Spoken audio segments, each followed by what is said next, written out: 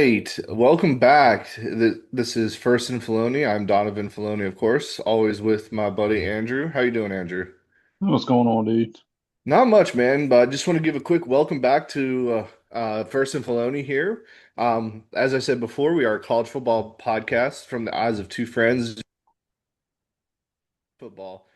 For those of you returning, apologies for an early end to last season. I got married and then the honeymoon, then holidays. It was kind of a struggle to find time to record. For all the newcomers, welcome. This show is basically two childhood friends who love college football, just talking like we normally would on the phone.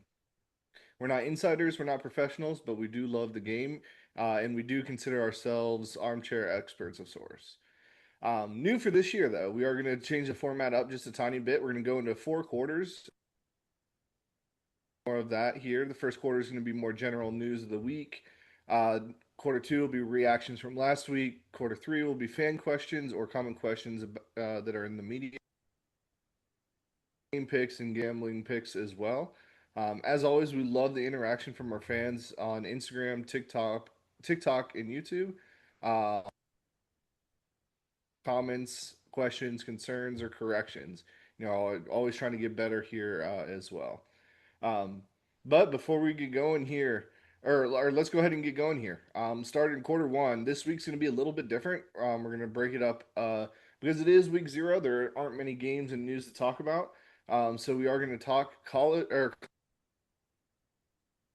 let's go ahead and start with the best conference, I believe, in my opinion, from top to bottom, the SEC. Georgia and Texas are at the top of the preseason rankings.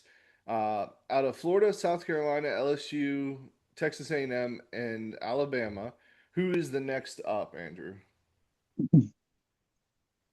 Uh, we're so used to Alabama. Uh, to me, I think this year it's Texas or bust, right? You finally got Arch Manning as your quarterback. You got so many offensive weapons. Defense is always sound, discipline. Just like every other defense, give up big plays. But to me, the eyes on a favorite in the SEC, not taking anything away from Florida or South Carolina, who is very, very good in their own rights. Yeah, But to me, if you're looking at the SEC and you follow the SEC a lot, it's Texas or bust. it has to be Texas. I think Texas and Georgia. I think that second tier though is a lot closer than people think. LSU, they have their or every all their teams, they all have their ups and downs. We'll start with LSU. Their downfall is Brian Kelly. He's not had a defense since being at LSU, and that is what LSU should be known for. That's what they've always been known for, is a solid defense. But this year they have all their receivers returning. They got a Heisman favorite, I think, pretty much in Garrett Nussmeier. We'll just see what they can do there. I was a Notre Dame fan for years, and I just never had faith in Brian Kelly, and I still don't either. Um, I mean, just look what Marcus Freeman did in 3 seasons at Notre Dame. Did way more than Brian Kelly. Carolina, it's all based on Lenore Seller's health, right? But even more so, the wide receiver room. Did you know last year their receivers didn't? Not a single receiver had more than 400 yards receiving, and that kind of concerns me when you're in the SEC where you're going to have to score some points, right? Like Sellers can do it with his legs, but he needs some help as well. Um, I'll keep going down the list here and interrupt me like if you have some input as well. But Bama, I believe they have a top five roster still. I think DeBoer's done a great job of maintaining. So, um, kind of bringing in his own guys. The only concern I have for Bama is Ty Simpson at quarterback. Like he can't get it done. He looked awful last year when he played. He's looked awful when he's played in the past. So it's their quarterback as well. Well, Same as not only that, but I mean, they're starting running backs out for what, the first season, first half, the first game, upper body injury. Right. Yeah. I'm not so worried about the running back as much, I don't think, because I think they can fill it. But you're right. Like in the SEC, it's been proven time and time again, you need a running back to be successful. So that's a great point. Missouri, they lost Luther Burden and their quarterback Cook. Even though they didn't really do anything last year, 2 years ago, they were the talk of the SEC. They did get a new running back, Hardy, a G5 guy, somebody to look out for to maybe lead the SEC in rushing. Lafayette or Louisiana Monroe last year, I believe, or Lafayette. It's one of the Louisiana schools. Anyways, he was a stud last year. I expect a big season from him. And then finally, Florida. I'll be the homer pick here for this one as well.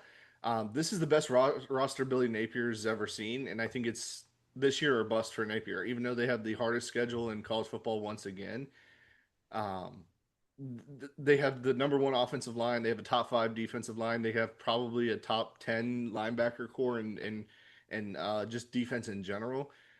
If Lagway can stay healthy, I think this team is dangerous. But it all depends on Lagway as well. Like there's nobody behind him. So and Billy Napier, we know I've fired him about 17 times in the last 2 years. He can't coach the X's and O's. He can recruit, but he can't coach. So, who do you have in your championship game? Is it Texas and Georgia as well? Yeah, I mean, to me, those are the two teams. I mean, Alabama's going to be in the mix, but to Yeah. me, the standout teams are definitely, Georgia with Gunnar Stockton. Well, now maybe Kirby Smart can get back on the right track this year now that he doesn't have, Carson Beck. Yeah. So, to me, yeah, it comes down to three teams for me, and I'm going to have to go with Texas, Bama, and Georgia Yeah. fighting for the top spot. See, I think it comes down to all the teams I've mentioned. I think it comes down to all of them, to be honest with you. But I did go chalk here as well. Texas versus Georgia. I think they both have maybe two losses. Maybe Georgia slides in with three losses. I think the SEC is going to kind of like eat each other up because you have to have people who have a downfall. And we didn't even mention Texas A&M with Elko and Marcel Reed. So like it's they could be going. They got your boy KC down there, and I didn't want to bring that up as a sore subject, but I mean if Marcel Reed can throw him the ball, we know what he can do with it just as a young kid. So um, I mean, so I guess we're both chalk there, Texas versus Georgia. Next, we'll talk about the Big Ten. Um, if this is anybody's season, it is Penn State season. I don't think they lost anybody. They got all new wide receivers. They did lose Tyler Warren, but you know he was so much of their offense. Do they have any tight ends behind them? They got Katron Allen, they got Nick Singleton, they got Drew Aller. Like they are loaded once again. And James Franklin, in my opinion, he doesn't have an excuse. So do you think this is Penn State's year as well to take over the Big Ten? If he does not win a Big Ten championship this year, he's on his outs. He has to. He He has he to. has to, dude. You've got a we're in the game of college football now to where the transfer portal is so evident, right? Hmm. You have a quarterback for 3 years, 4 years in your system, Dude, I've been on the Aller train for 3 years now. and 100%. and I can tell you, not many schools can say that they have that other than Clemson with Cade Klubnik. Right. But if James Franklin does not get it done with the recruits that he got in last year, them not losing a whole lot of turnover, it's going to be a bad time in Happy Valley. Yeah, it has to be Penn State this year. I mean, Oregon and Ohio State, they're both going to have solid rosters, but they're going with young and not proven quarterbacks with Moore and Slavin, right? Or Slate, what's his Yeah, name? Sayin. Slavin, I think, Sayin. saying, Sayin. But Ohio State also has the two best players in college football in Caleb Downs and Jeremiah Smith. Like those two are just menaces on both sides of the ball. So I think you're right though. Like it's just they have to. It has to be their year. They do have a tough schedule. They do play both Oregon and Ohio State. I think that'll be a good test for them. But I have them in my championship game. I think it's going to be a rematch: Penn State versus Ohio State. I like Oregon. I like Dan Lanning. I think they have a super easy schedule, but watch out for Washington at the end of the year for Oregon to kind of put Penn State back in the championship game conversation. Just keep that in mind. Washington and Jed Fish are sneakily up to something out there. And I wouldn't be surprised if we're talking about Washington halfway through the season. But I have Washington, or I'm sorry, I have Penn State versus Ohio State. I have them both at like 11-1, 10-2.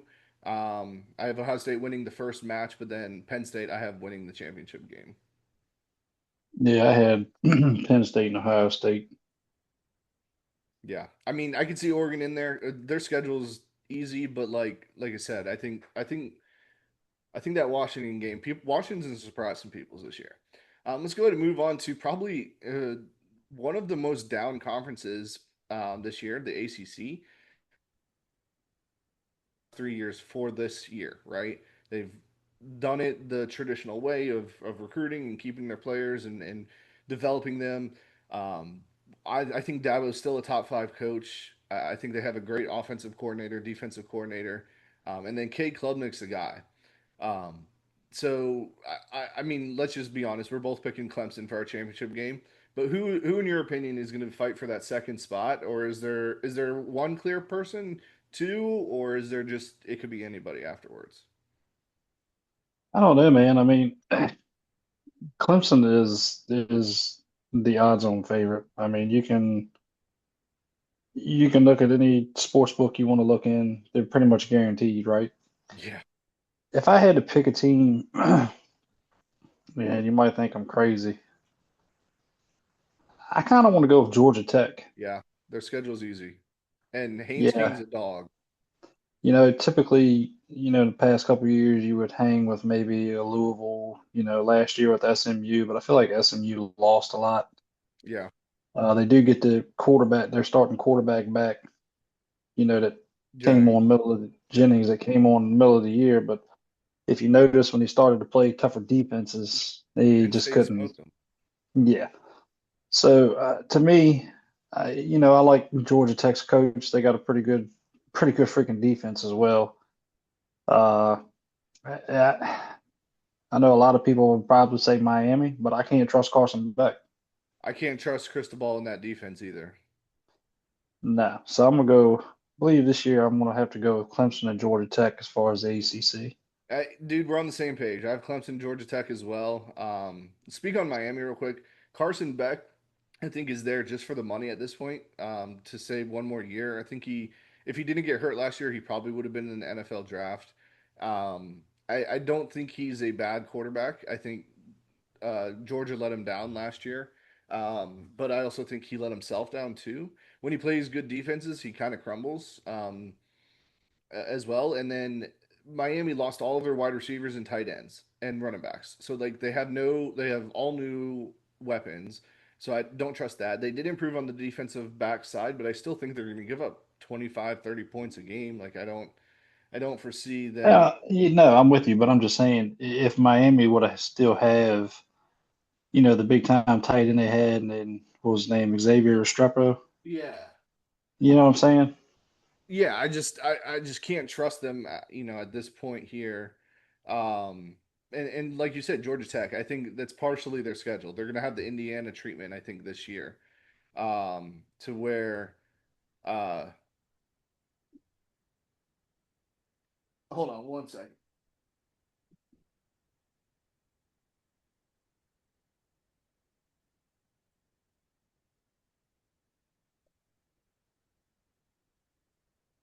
I think they're gonna have the Indiana treatment this year as like they got in because of their schedule, right? Like they got in.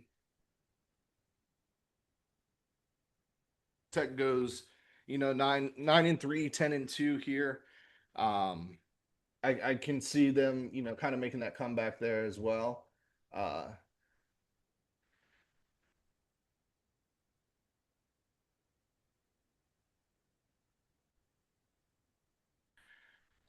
yes, yeah. So like exactly what you said. I think it's Clemson. I think it's Georgia Tech, and I have Clemson winning pretty easily. I can see them going undefeated. I have them maybe 11-1, maybe slipping up against LSU at the beginning of the year. Um, but I think they should be able to roll this year. And now we'll move on to the last Power Four conference that we're going to preview, the Big 12 here. Big 12, in my opinion, 10 teams have a shot at it. Uh, ASU's the favorites here. but there's also not been back-to-back winners in like 10 years or something. Um, Arizona State has the coach. They have the talent. I think they're good for the next couple years with Dillingham there and coach. I'm a big fan of his. They got quarterback with Lovett, but they lost too much, and especially or they won too many games that were less than one scores last year, and I think that kind of comes back to bite them. Um, so who do you have here in the big? I don't know, man. I mean, it's so wide open. For some reason, and I've been on this kick for the last 2 or 3 years, and you're probably going to laugh at me. I feel like Texas Tech is going to make a little bit of noise this year and make a run. They they made some noise in the transfer portal, especially with Yeah, NIL. yeah, exactly. I mean, I like Kansas State. They're always usually pretty solid, but then you got a Rich Rod coming back to West Virginia. You know what I mean? Yeah, So I think for the Big 12 championship game, I hate to do it. I'm gonna have to go Kansas State and Arizona State. Arizona State. That's interesting. So this is where we're a little bit different, right? I think this conference, although there's 10 teams that can win, I think there's also probably every single quarterback is very good. So I think you can't pick it because of the quarterback, right? We got Dampier at Utah, which mark my words, Heisman dark horse maybe. Um, we have Sawyer Robinson at Baylor, either Lewis or Slayton Slater at Colorado, Jalen Daniels at Kansas if he's healthy, Rocco Becht at Iowa State. Any one of those guys can take over a game, and same thing with Texas Tech. Houston has some oil money too, especially with NIL, right? Do you know who Houston's quarterback is this year? Oh my God, for some reason I want to say Cam Rising. It's not Cam Rising. He's he's medically retired and actually on Utah's coaching staff. And if you remember from a couple years ago, Connor Wegman won a couple games at Texas A&M, highly recruited kid. So watch out for Houston, maybe even to make some noise. But in my championship game, I have or Baylor and ASU are the trendy picks here. But I have Utah making a comeback here versus Baylor. Um, I think I think most of the teams are going to kind of cannibalize themselves. I like Sawyer Robinson is on that come up again. That's going to have a good team this year. I think the title game will be like 2 9-3 teams. And then everybody's down on Utah, and I don't know why. Um, they had one down year last year, but if you remember at the preseason of last year, everybody was picking Utah to just roll the Big 12 and dominate. But I think they do that this year. I think they truly do. I think they got the quarterback at Dampier as long as he stays healthy. I think he has it. So give me Utah versus Baylor and Utah to win it as well. Um, Now let's go on. That was the end of agreed on pretty much everything except for the Big 12, but that could be kind of anybody's game. Let's move on to quarter two. We're going to talk a little bit about Heisman candidates, and this is going to be a brief conversation. I think Nick, Garrett Nussmeyer, and Drew Aller. But the top seven candidates, according to FanDuel, is Arch Manning at plus 700, Klubnik at plus 900, Nussmeyer at plus 900, Jeremiah Smith at plus 1200, uh, Lenore Sellers at plus 1700, Carson Beck at plus 18, and Drew Aller at plus 18. Um, I'll just go ahead and say I think my top three, if I had to pick, I think is going to be that Klubnik, Nussmeyer.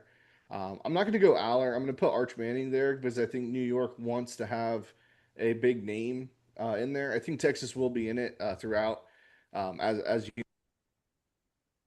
you that's my pick at least. But I don't think they do it because of Arch this year. I think he will be successful, but it won't be because of him. I have Klubnik winning it all. I just think with the season they're having, it's just the stars are aligning for Dabo here. But like I said, look out uh, Utah, Matema, and then of course I have to go with the home. If Florida has any success, it's going to be on him. So, who's your top three, and then pick for Heisman?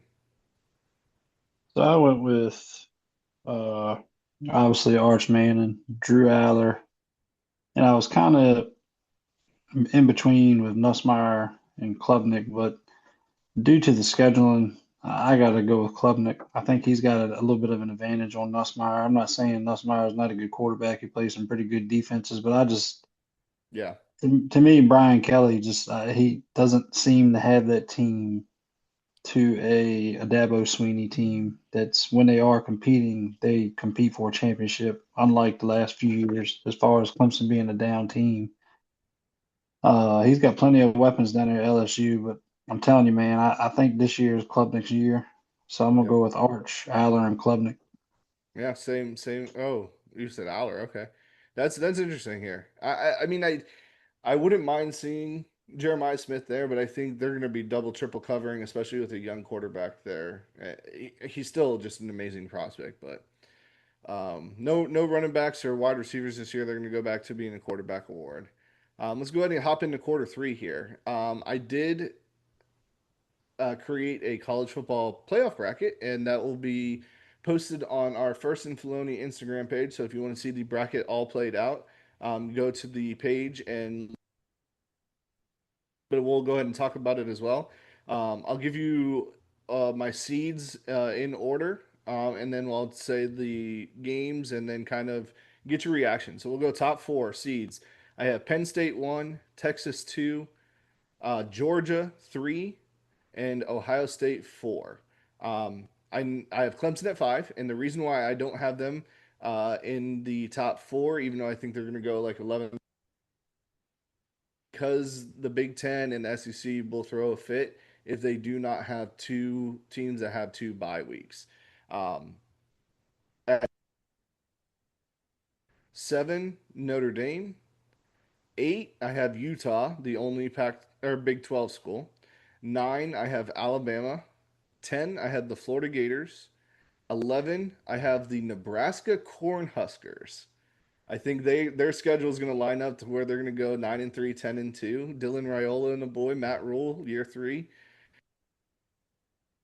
Five pick is going to be the JMU Duke Dogs. I think they got Alonzo Barnett at quarterback. He's hurt right now, but they got Matthew Sluka, the UNLV transfer from last year that we talked a little bit about as their back. That's it's going to be a lot of high scoring games. Fun team to watch. I think JMU is the G5 representative. Any issues with any of them? Any surprises? Hmm, no, because it's so wide open this year. Yeah. Yeah, there's no telling who's going to be in there. But I mean, I can't really disagree with it. Yeah, I think this year is going to be the closest year that we've had to since 2007, where it's just straight chaos. So let's go through the games here because I did predict them all out and I did it. We have Clemson versus JMU. I think Clemson's going to win that. We have Utah versus Alabama. It is in Utah, but I still think Alabama overall has a better team, even though the quarterback is better at Utah. So Alabama moves on.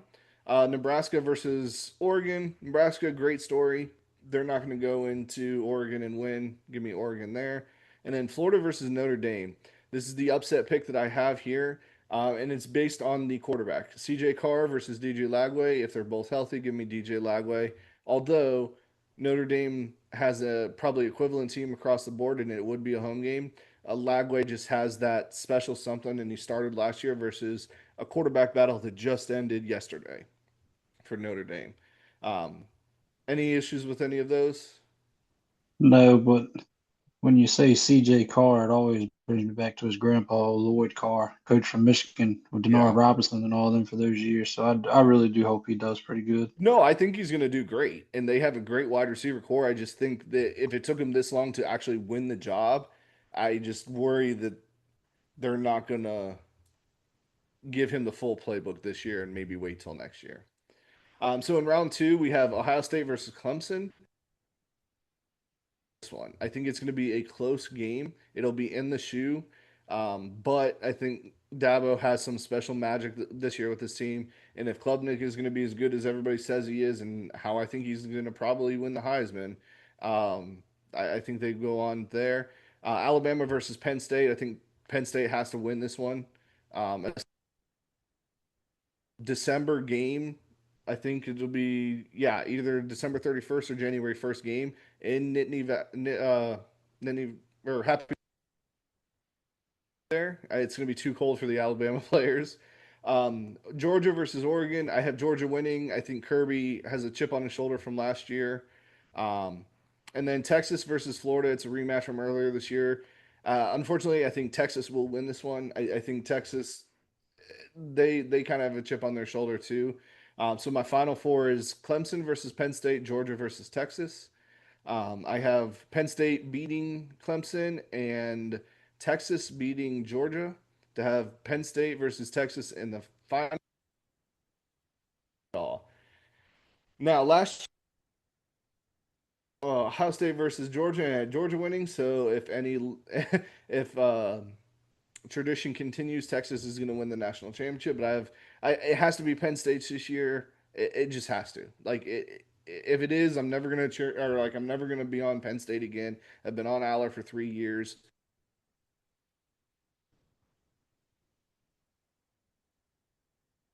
So who do you have winning it all this year? Since I created a bracket here, um, but who do you have winning it all? I would say it had to come down.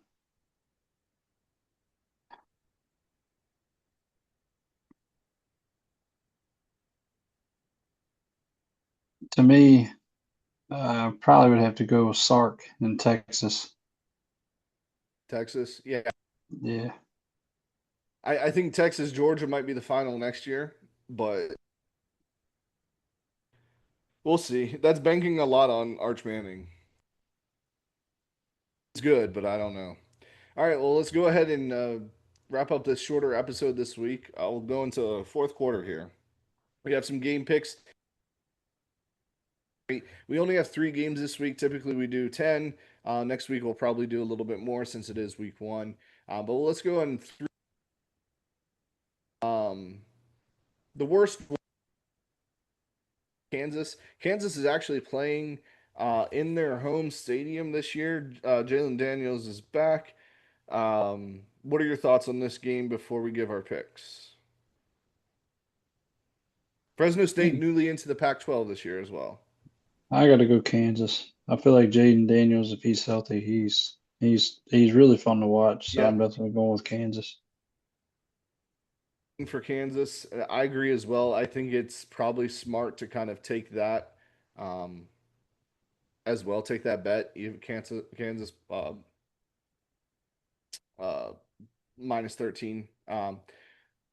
I think Jalen Daniels, if he can stay healthy, Kansas might be the story that we talked about 2 years ago. They just might do that again. Next game is Stanford at Hawaii. One of my favorite traditions on week 0 is the Hawaii game. I wish it was at 10 o'clock and not at 7:30. Hawaii is actually favored by 2.5 points here. Um, I'm gonna go ahead and just say I'm going with the Rainbow Warriors, man. News of a new stadium here coming up. I like Andrew Luck and what he's doing, but he got there too late, I think, for this year.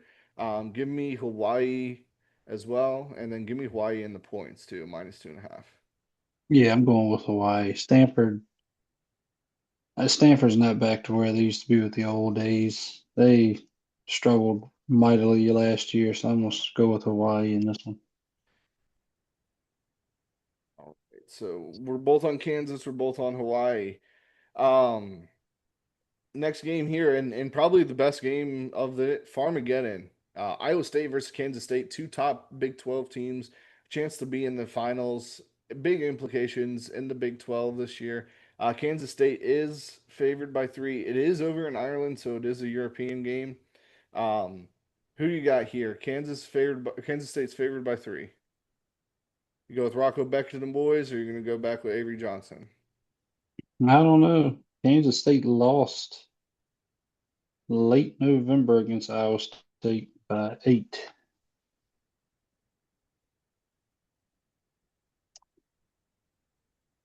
Mm, I'm gonna go with Kansas State. Yeah, I'm going Kansas State as well. I think Iowa State was a great story last year. Back, but Kansas State, I think, is just going to have more returning production. The top two wide receivers for Iowa State are gone. Top running back's gone. I think Iowa State's running back is better than Kansas State's running back, but I agree for it. Um, so I'm going with them. About some picks here too. As I said before, I'm going to go Hawaii minus 2.5. I think they win by more than 7 points. I think Kansas wins by more than 13, so give me Kansas minus 13 and a half. I have Idaho State UNLV over 65 and a half points. I think both offenses are just going to roll. Same with Sam Houston State and Kansas, or I'm sorry, Sam Houston in Western Kentucky over 60 and a half points. Um,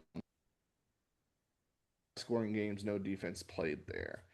Okay, and then we have one last little section here. I don't know if you had it here yet, but overtime pick. One player to watch this season that's kind of going to be out of nowhere. Do you have any, or if not, I got two. Yeah, I got two. Go ahead. My first one, then I'll let you go. In order for this quarterback to have a great year, he's going to have to rely a little bit on the run game. I'm going to go with Nick Singleton, the running back for Penn State. Yeah, I mean, Katron Allen's there as well, but I think that's they're going to have to rely heavily on both those running backs. First person I'm going with is running back as well. A little bit lesser known. And I talked about him earlier in the episode. Hardy from Missouri. Watch for him to lead the SEC in rushing and lead the SEC in rushing touchdowns. So give me Hardy from Missouri. Who's your second guy? I struggled a little bit on this one. I think I'm going to go. I had I had a defensive player, and it's not who you're thinking of. You know what? I am going to pick him. In order for me to really get on with this team and their coach because of where his dad coached at for many years, I'm going to go with the defensive end from South Carolina, Dylan Stewart. I Dylan think Stewart. he manages the edge well for South Carolina. I think in order for that defense to be top notch, I think he's going to be a breakout star this year, and he's going to help lock down some of the defensive woes for South Carolina this year. Well, I think he was kind of a breakout star last year. I think he was very good, but he was also a freshman last year. So I think that's a great pick, but you're right. For South Carolina to be successful, he has to be successful too. I'm not going defensive players. I can't do defensive players in college football, man. Just not against me. But dark horse candidate for the Heisman, Dampier from Utah. The kid is coming from FCS school. Dude, if you watched his play last year, just some of his highlights that I've seen, he reminds me of the old, like you playing Xbox with Michael Vick, running around, being crazy, like doing all the crazy stuff in college football. Man, he's the human joystick. I'm giving him that name here. I think I've heard people call him that before, but the human joystick. Give me Dampier at Utah. Kind of keep an eye on. All right, well, that's the episode here for today. A little bit shorter of an episode. Next week will be a little bit longer, talking about week one games, a little bit more. Thank you for everybody for listening again. If you have any questions, feel free to DM us on socials. I do run our socials, so I will see them. And thank you again for listening. We'll see you next week.